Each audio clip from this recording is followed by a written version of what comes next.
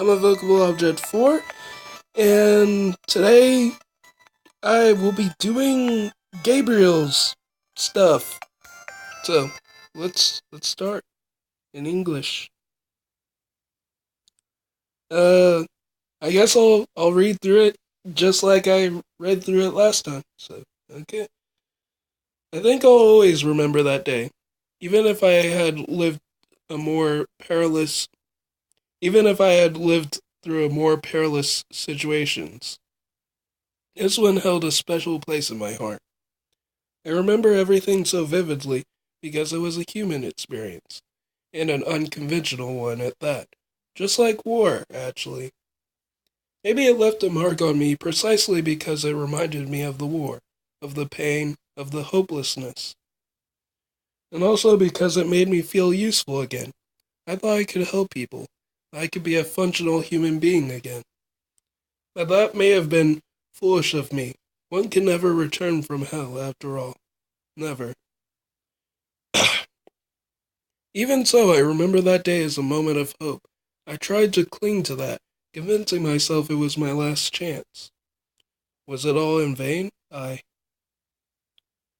had an appointment with the doctor afternoon that day. I knew it would be unpleasant. He told me the same thing as usual. I had to make an effort for my treatment to work. I couldn't care less. I didn't believe in its effectiveness. I truly thought I was a lost cause. At that time, his words were painful, and I couldn't escape them. I took a stroll in order to occupy my mind, and somehow I ended up at the shopping center. There were people everywhere, talking, walking, kissing, laughing. The crowd was lively, too lively for me. I had barely taken a few steps, and I had already felt dizzy. I felt tired, so tired. Hearing the voices of these people, living their daily life happily without a doubt, was breaking my heart even further. I didn't belong there, among the normal, among the humans. I didn't fit in this picture of joyful couples and families. I couldn't stop hearing the voices, laughing louder and louder. I couldn't understand a thing, but I was already fighting to escape those words. I was there, walking slowly and trying to ignore my terrible headache, when a deafening sound broke through my thoughts. I heard an explosion and the walls began to shake as the windows blew up into tiny pieces. There were screams, people panicking, running in every direction, rushing towards the exit. I could clearly see the fear in their eyes, their failure to grasp what was going on. The ceiling was crumbling, increasing the panic. At that moment, they were all wild animals, and soon enough, they became aggressive. I was tired, so very tired, and my head ached so bad that I was too slow to react. I was knocked over, trampled by the hysterical crowd, my field of vision blurred. The last thing I heard before getting hit by a collapsing rock was yet another explosion. Then everything went black. After I snapped all of it, all I could see was pitch black. There was a strong smell, dust particles. I could feel a presence next to me. I wasn't alone. Ah, you're finally awake. As I opened my eyes wide, I saw a distinct silhouette in the darkness. Given the tone of voice, this person seemed to be an old lady. I was afraid your injury would be more serious. Thank goodness you're okay. Where are we? I wish I could tell you, young lady. I think we've fallen from the ground floor. We must be on the lower ground floor.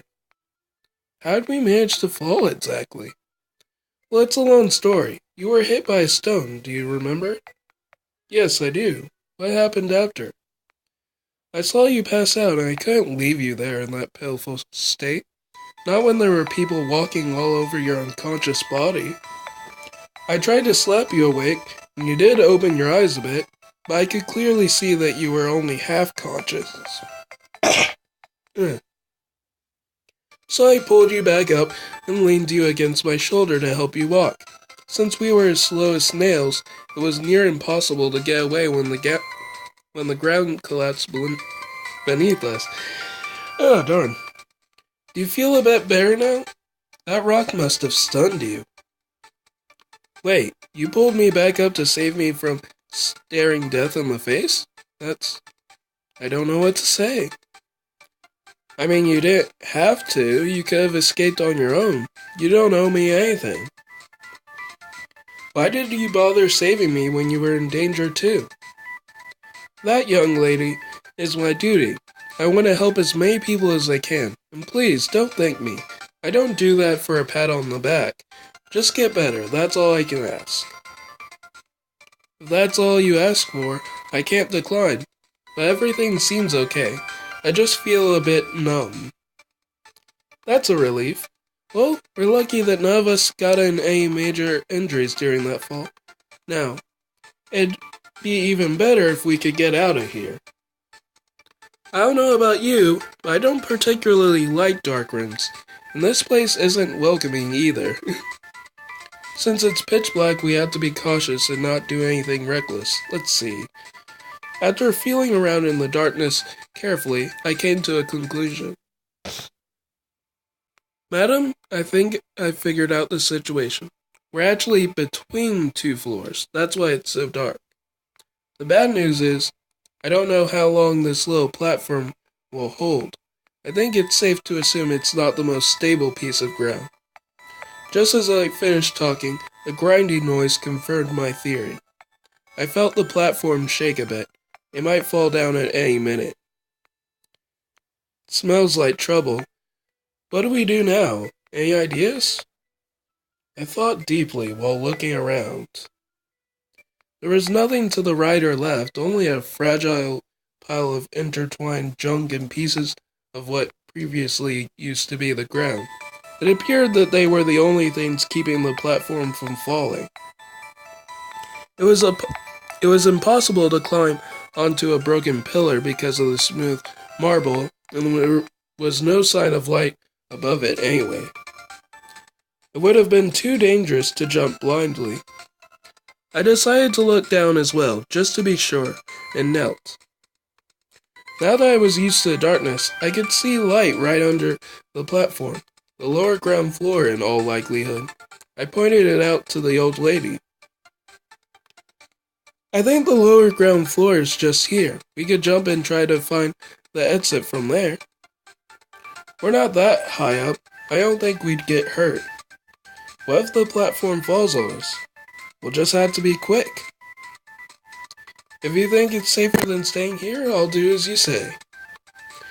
Feeling that the unsteady platform was slowly inclining and creaking more and more, I sat down and went first, hoping that the landing wouldn't be too violent.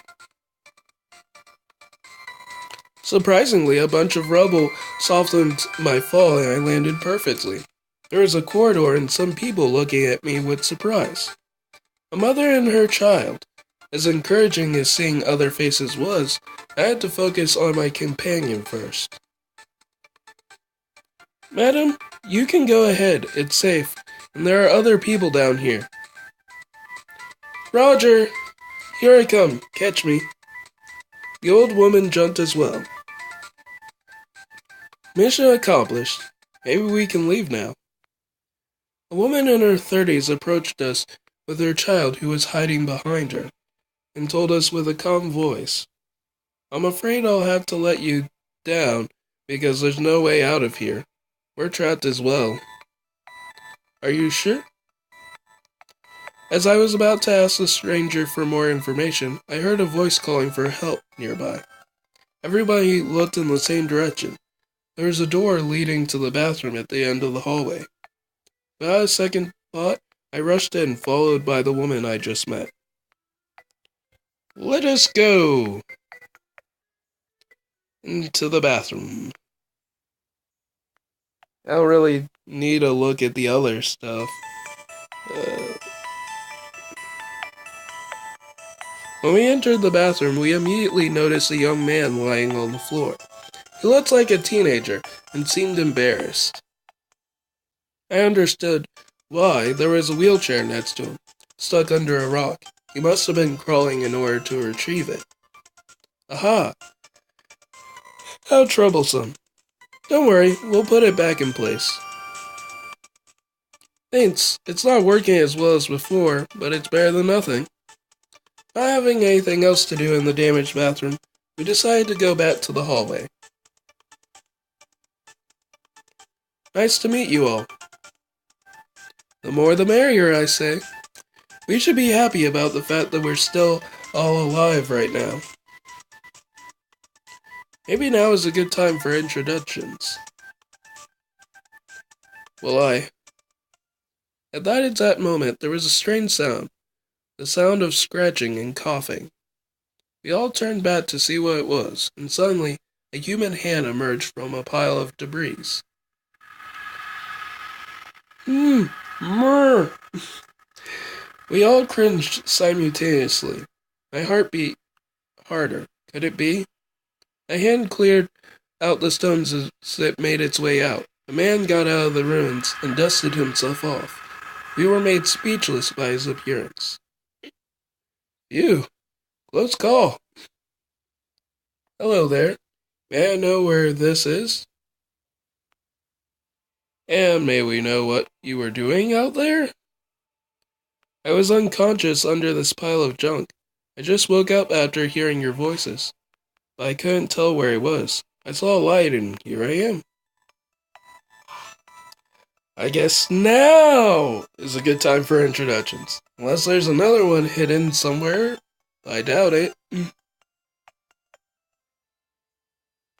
I'm Adeline, retired, 73 years old and still kicking. I was about to go shopping when this thing occurred. Everyone was screaming and jostling around. Then I saw this young lady on the floor getting walked over by this beast. I gave her a hand.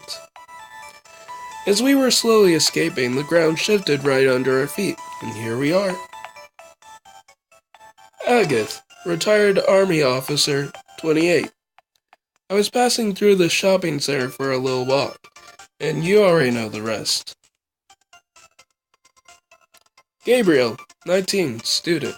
I was idling around and went to one of the only wheelchair-accessible bathrooms. I heard a commotion outside, but I had to take my time getting back out. Then a part of the wall collapsed near me as I was getting out, and the impact ejected me out of my wheelchair. I passed out and you helped me get back on track just after I woke up. I'm Alicia, 32, and I have too many jobs right now to count. Let's say cashier and cleaner for now. My son Handsome right here slipped away from me while I was trying to get out of the shopping center. I had to go looking for him right in the middle of the commotion. I found him here. I guess it was the quietest place at the moment, hence why he chose to take shelter. He hates crowds and noise. Anyway, as soon as I reached him, the walls right here collapsed and the way out was closed off. He took some time to calm down, and that's when you came in. As for me, I'm Dave, 47 years old. I'm the director of a departmental team of the local public service corporation. We work for the common good.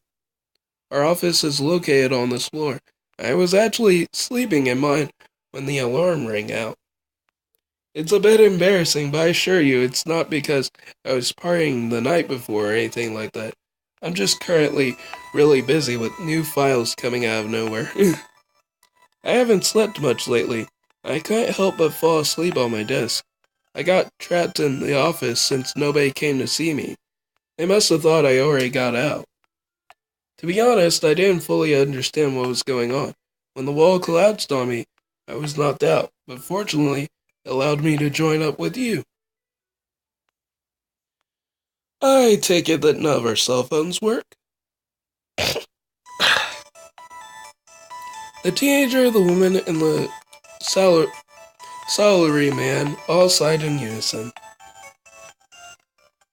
No signal. We're underground after all, and if the building has really fallen down on itself, it's no surprise. Does anyone know what actually happened? Was it an earthquake? A strange earthquake, then. I didn't feel the ground move under my wheels at all. I'd say it was a terrorist attack. A terrorist attack? Yes, I'm pretty sure of it. A small group recently threatened this exact shopping center, saying that they wanted to lash out at it as a symbol of capitalism in our country. Considering that the center is a big economic landmark for the city, it wouldn't be surprising. You seem knowledgeable about these things. Well, I was in the army after all.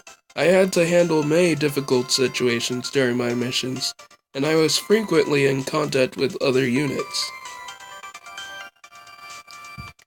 So, what is your opinion on our situation right now? Do you think we have a chance of escaping? Well, I examined the place a bit earlier, so here are my thoughts. Firstly, it's a miracle that all of us have reached a place as large as this one. Usually, people trapped underground by something like an earthquake are stuck in a much narrower tunnel.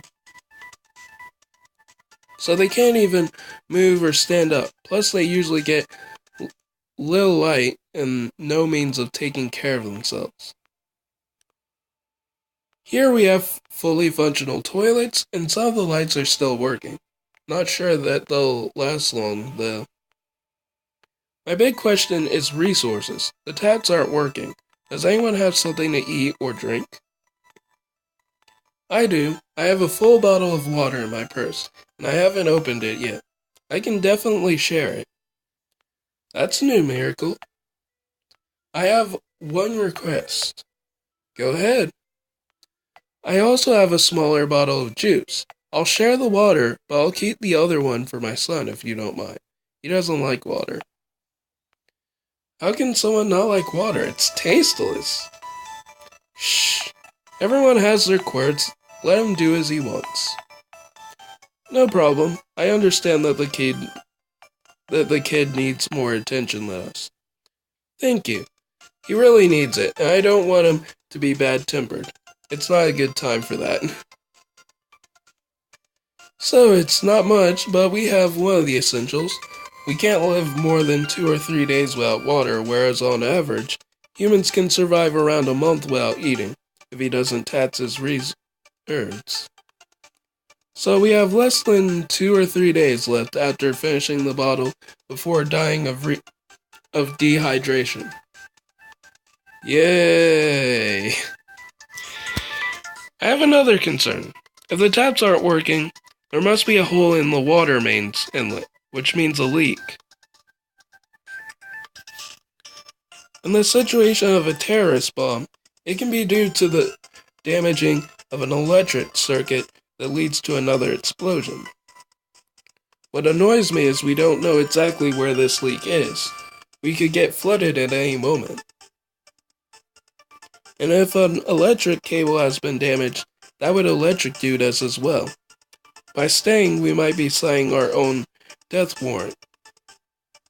But we have no way of knowing that, so I have no clue about our survival chance. The future looks quite grim for us.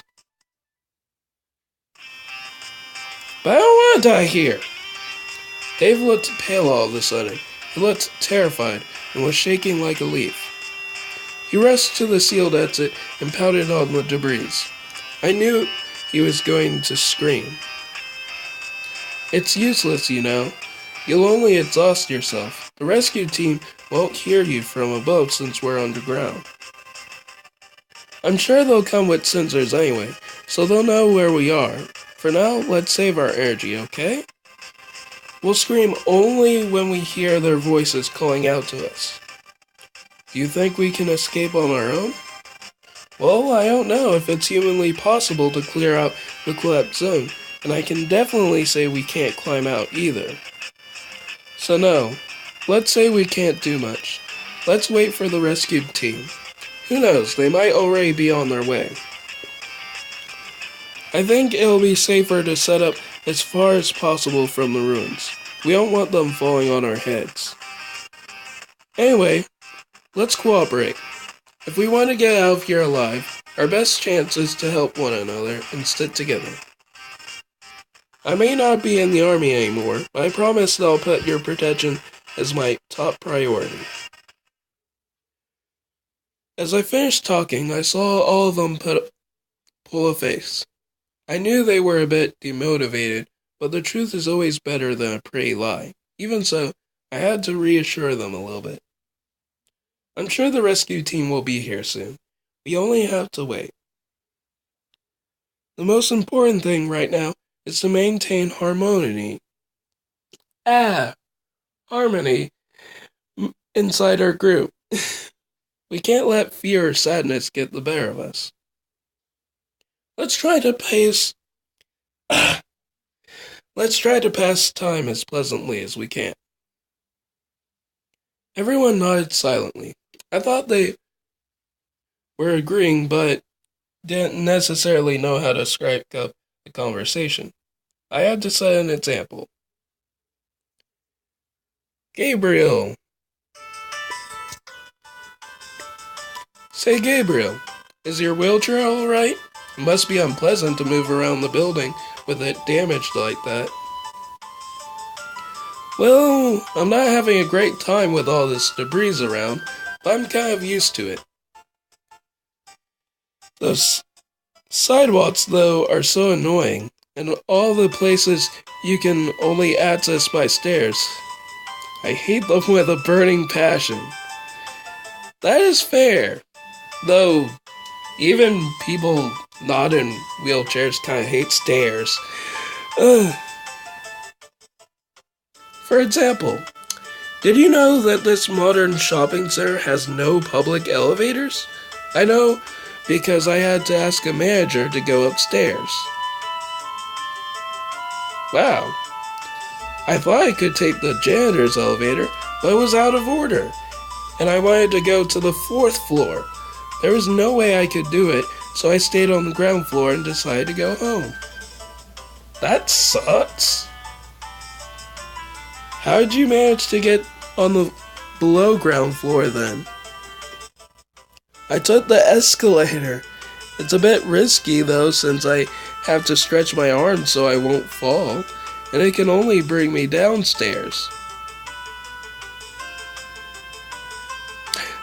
You don't want to try to go upstairs. Yeah, that's fair. But that's so complicated. You must be really skilled. I have never seen someone tackle an escalator with a wheelchair before. It must be impressive. Wouldn't it be dangerous? It is. I have muscular arms. I wouldn't recommend it to anyone else. Don't try it at home, kids. You know what? Anyone playing this game probably would try it. Yeah, they probably would give that a shot. Say, Agatha, want to touch my arm to see how muscled I am? No thanks, I believe you. I wish I could do more varied muscle development exercises, like focusing on abs. Last time I went to a weights room, all the oaks were staring at me the whole time, like they'd never seen a disabled guy before. Super creepy. Too bad, because I know the ladies like abs. You managed to go out with girls your age? They must have their merits. Not many would be able to handle a disabled guy. It's too difficult. Not cool. Yeah, sure, whatever you say. Everyone looked at each other jaded.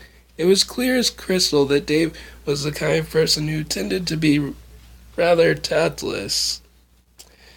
There was a long pause in the conversation. Nobody wanted to talk anymore, and even Dave felt that there was something awkward in the air and avoided going on. A thick silence went on for a while, nobody knowing how to start the conversation again. After what felt like an eternity, a stomach growled. It was Hanson's. Hasten? Hassan. I'm probably pronouncing his name wrong. Darn. I'm probably pronouncing a lot of these names wrong. Come to think of it, I'm starting to get a bit hungry, too. Now could be a good time to have a meal.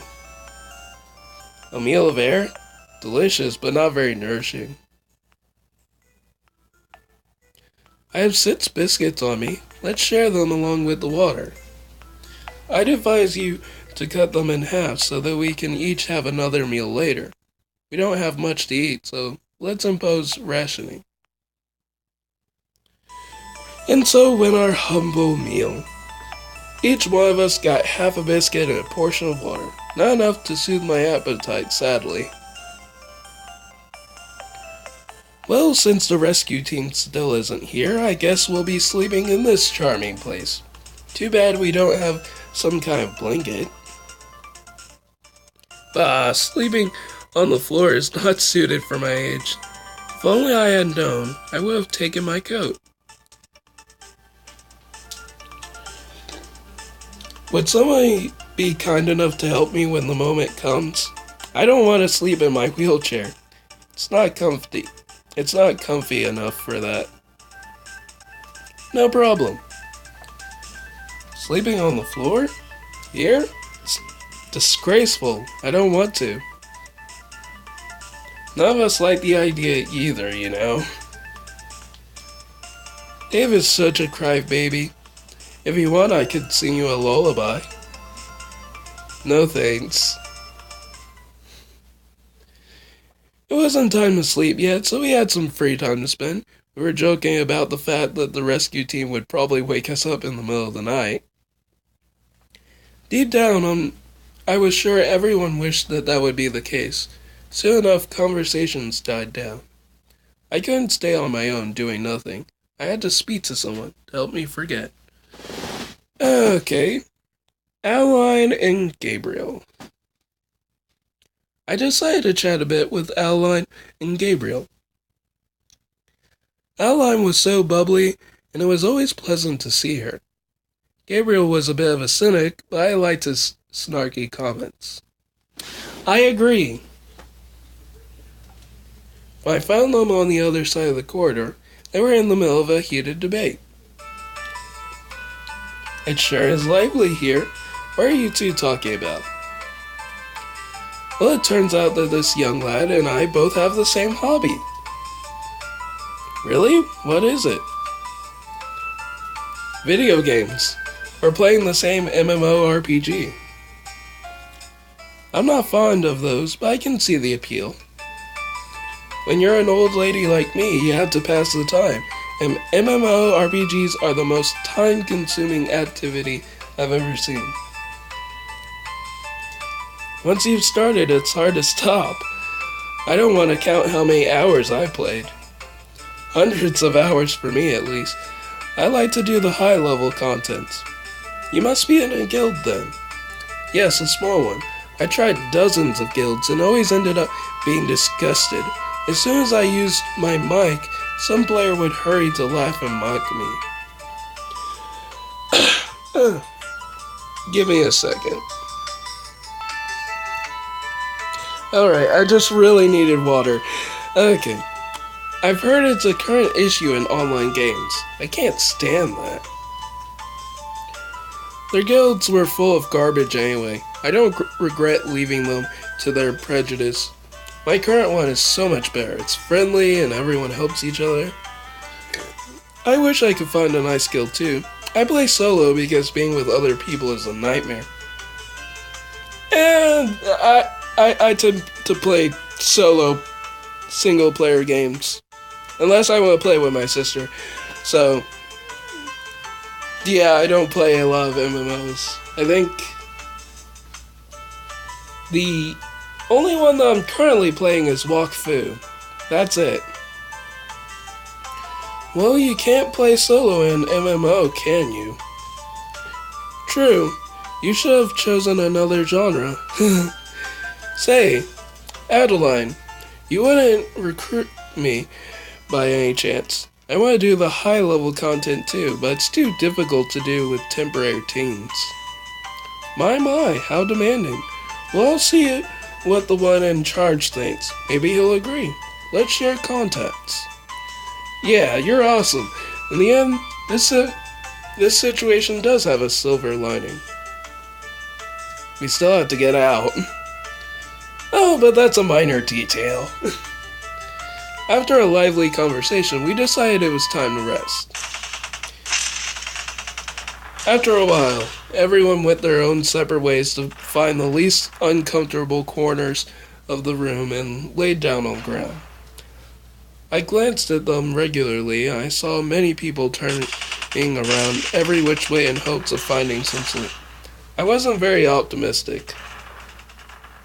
I knew that as soon as I closed my eyes, the screams would return. The sparks. I didn't want to see them again. I knew what would wait. Another sleepless night. Another in a long series. At least I wouldn't stand out of the crowd tomorrow morning. Nobody would know.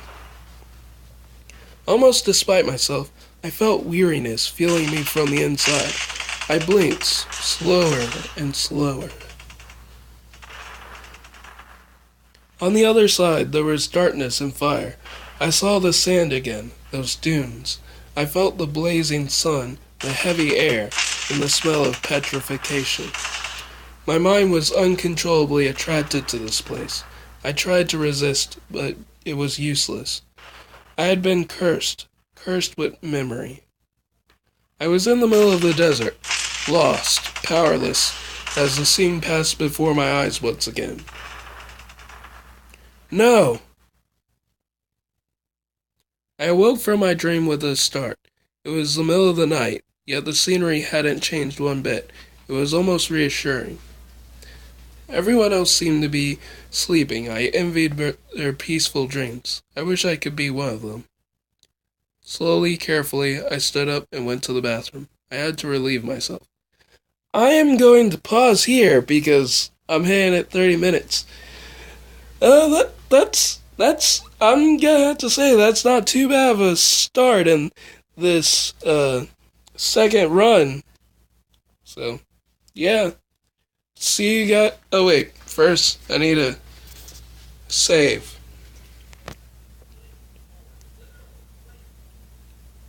Yes. Okay.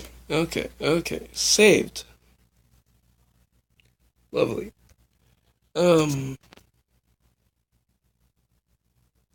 Actually, yeah, quit.